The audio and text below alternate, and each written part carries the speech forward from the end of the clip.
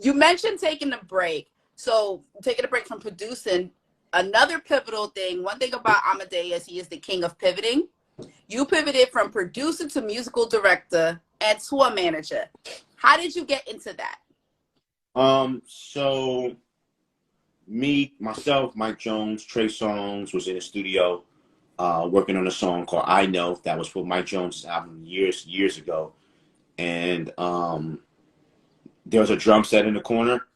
And I kind of just threw it out there like, yo, I play drums. And both Mike Jones and Trey Songz both laughed hysterically.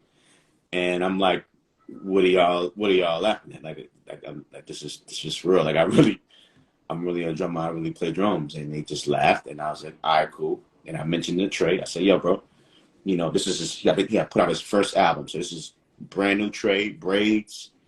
And I'm like, yo, the music you're making is very soulful. And you know, you're going to need a live band. And when you do, reach out.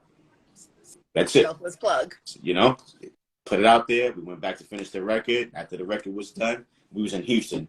Trey flew to Atlanta. I flew to New York. Mike Jones was already home in Houston. He stayed in Houston. He was good. A year goes by.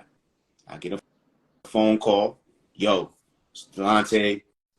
This is Trey's manager. You know, I got your number from Trey. He told me that, when he was ready to put a band together, that you was going to put the band together. And he was like, you ready to put the band together? And I was like, no.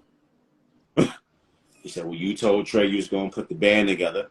And Trey only wants you to put the band together because you told him to put it together. And you was the only one in the first one telling him that you was going to put the band together. So now he's ready for you to put the band together.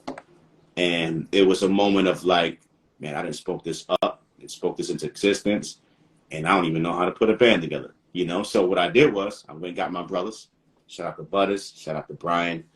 Shout out to Ricky from my church that I played alongside all my life. I was like, yo, y'all want to do this quick show with Trey Songz? And it was like, all right, cool.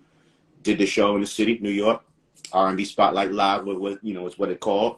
Killed it. And like a week later, they was just like, y'all want to go on tour? So we was like, all right, cool. Now, as a church musician, that's one of the things we dream of the most, is to be able to play huge arenas and big audiences and big crowds. And, finally got the chance, right? So we like, all right, cool. Went and did the tour. Got off that tour, killed it. Y'all want to go on another tour? And I think the first one was like a BET tour. I think it was like us, Day 26, and Jay Holiday, if I'm not mistaken, something in that vein. Mario, something. Did that tour. After we finished that tour, the next tour was Jay-Z, opening up on the Blueprint 3 tour. Wow. Did that tour. Yeah, we're going to tour again. Did the Usher OMG tour. Both here in the States, overseas.